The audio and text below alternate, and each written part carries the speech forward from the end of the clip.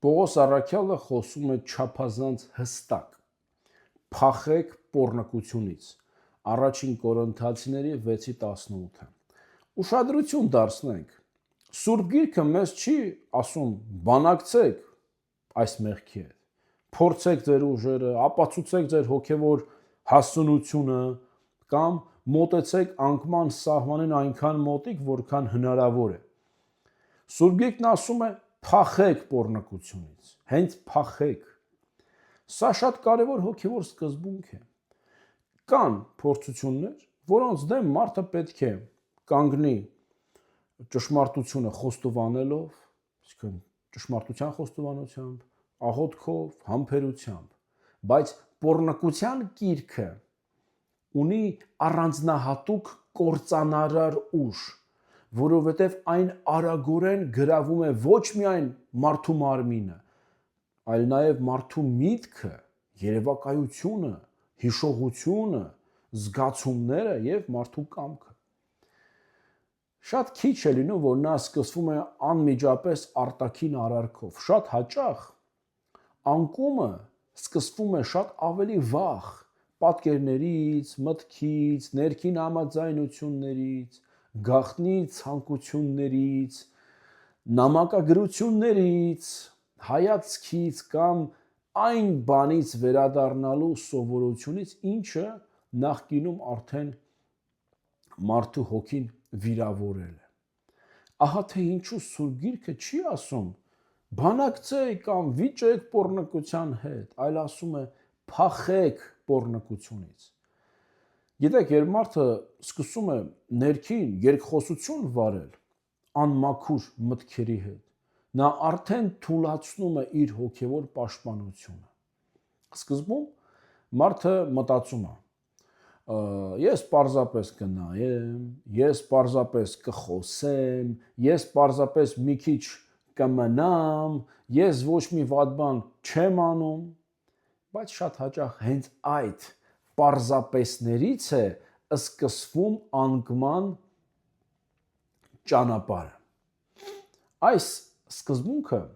տեսնում ենք արդեն Ծննդոց գրքում։ Եվան նախ խոսակցության մեջ մտավ փորձչի հետ, սատանայի հետ։ Սկսեց դիտարկել նրա խոսքերը, խորել նրա առաջարկի շուրջ, նայել արգելված պտղին որպես ցանկալի մի բանի։ Եվ միայն դրանից հետո տեղի ունեցավ անկումը։ Կարդացեք Ծննդոց գրքի 3-րդ գլխի 1-6-ը։ Սա ցույց է տալիս կարևոր հոգևոր մի օրինաչափություն։ Մեղքը հաճախ հաղթում է մարդուն ոչ թե այն պահին, երբ նա արդեն կատարում է այդ արտաքին արարքը, այլ այն ժամանակ արդեն, երբ մարդը համաձայնում է մնալ փորձության կողքին։ Սա շատ կարևոր է։ Ուստի քրիստոնեական սթափությունը այն չէ, որ մարդը կանգնի գայթակղության կողքին եւ պարծենա իր դիմացկունությամբ, այլ այն է, որ նախորոք նա կտրի անկման ճանապարհը։ Սա վերաբերում է ամեն ինչին, ինտերնետային այդ բովանդակությանը, սոցիալական ցանցերին, ֆիլմերին, երաժշտությանը, անձնական նամակագրությանը, վտանգավոր ժամերին մենակ մնալու սովորությանը, անառողջ զգացմունքային կապվածություններին, նաև վերաբերում այն վայրերին, որտեղ մարդը նախկինում արդեն մեղքի մեջ ընկել է եւ նույնիսկ այնպիսի ժամանցին, որը աստիճանաբար բորբոքում է մարդու կիրքը։ Առակների գիրքը շատ ուժեղ մի հատ հարց է մեզ տալիս։ Կարող է մարդը կրակ վերցնել իր ծոցը եւ նրա հագուստը չայրևի։ Առակացի 6:27-ը կարդացեք։ Պատասխանն ակնհայտ է։ Չի կարելի անպատիժ կրակի հետ խաղալ եւ հետո զարմանալ, որ այն քեզ այրում է։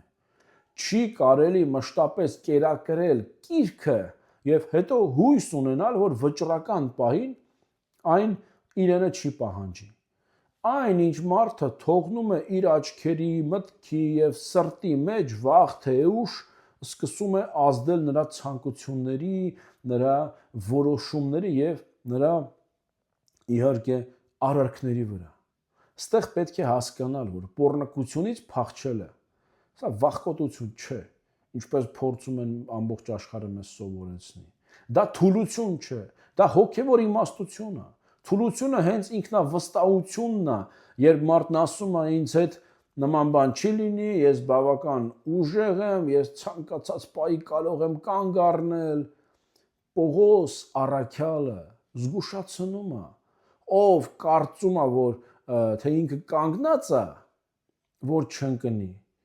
թող զգուշ լինի, որ չընկնի։ Կորինթացիների առաջի Կորինթացիների 10:12-ը։ Քրիստոնյան չպետք է իր ինքնավստահությանը վստահի ավելի, քան Աստծո խոսքին։ Ուրեմն փախչել պոռնկությունից նշանակում է պահպանել սեփական հոգին, մարմինը, խիղճը, աղոթքը, ապագա կամ ներկա ամուսնությունը եւ Աստծո հետ հարաբերությունները, Աստծո հետ իր հարաբերությունները։ Քանի որ Պողոս առաքյալն ասում է, որ քրիստոնյայի մարմինը ոչ թե կիրքի գործիք է, այլ Սուրբ Հոգու տաճարը։ Էլի առաջին Կորինթացիների 6:19։ Ուստի պոռնկության մեղքը սովորական կամ անվնաս բան չէ։ Այն դիպչում է մարդու անձի ամենախորքին եւ պղծում այն, ինչ պետք է ուրեմն պատկանի Աստծուն։ Խոհեմ, իմաստուն քրիստոնյան չի հարցնում է, որքան մոտ կարող եմ մոտենալ այդ մեղքին եւ դեռ մեղք չգործեմ։ Նա հարցնում է այլ կերպ, այլ հարց է տալիս. ինչ պետք է հեռացնեմ իմ կյանքից, որպեսզի սիրտս մաքուր պահեմ, ուրեմն մաքուր պահեմ Աստծո առաջ։ Երբեմն ամենահոգևոր որոշումը ոչ թե ինքներդ ձեզ բացատրելն է, թե ինչու կարելի է մնալ, այլ պարզապես հեռանալը։ Փակել էջը, դադարեցնել նամակագրությունը, դուրս գալ սենյակից, ջնջել հավելվածները, խզել վտանգավոր կապվածությունները, փոխել քո սովորությունները, օգնություն խնդրել, խոստովանել քո մեղքը ու իհարկե նորից սկսել պայքարել այդ մեղքի դեմ։ Մարմինը ցանկանում է փորձել իրեն կրակի կողքին։ Հոգին էլ ընտրում է հեռանալ այդ ամենից, ինչը կարող է կործանել այդ հոգին, մարդու հոգին։ Եվ սա, իմացեք, որ պարտություն չէ, սա հոգևոր սթափության հաղթանակն է ինքնավստահության նկատմամբ։ Ուրեմն փախեք պոռնկությունից նշանակում է մեղքին ժամանակ չտալ